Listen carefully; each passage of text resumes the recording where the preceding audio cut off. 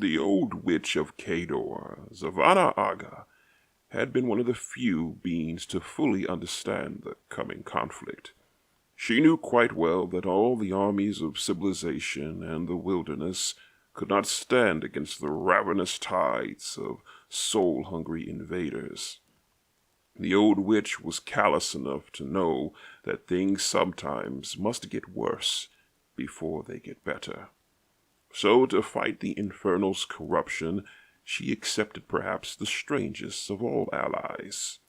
Aga entered into her own pact with the Defiers, once humans of prehistory who stood against the god Menoth and were hurled alive into the bowels of Hyrcane.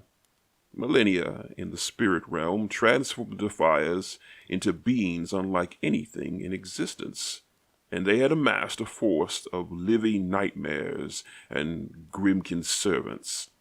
They desired to return to Cain to enact the wicked harvest, a promise to reap a ghastly toll of those they deemed corrupted by Menoph's construct of civilization.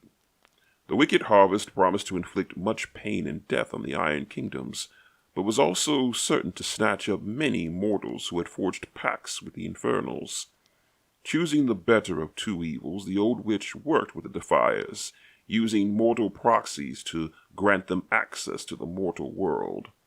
As the wicked harvest began its reaping, many Infernalists fell beneath its indiscriminate scythe.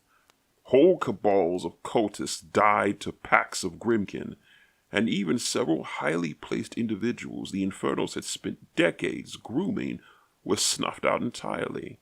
Losing so many mortal assets in such a short time no doubt forced the Nonocrean Order's hand. If they intended to enact their bargain, it would have to be immediately, lest they lose even more marked souls that would sustain them in the mortal world. The old witch could never have halted the claiming, but by forcing the Infernals to act immediately, she and her Defier allies offered a thin strand of hope to some that yet may survive it. Do not forget that the Infernals have acted with haste. Their plans are not perfect, and other despair serves them. It has all been building to this. The Nonocrean Order gathers its cultists from the corners of Emerald to prepare its assault.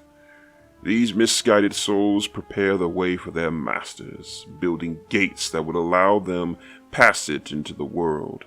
They stand ready to betray those who trusted them to open the way. From the gates will pour forth an army unlike any seen on Cain before, and horrors to match those of the Orgoth.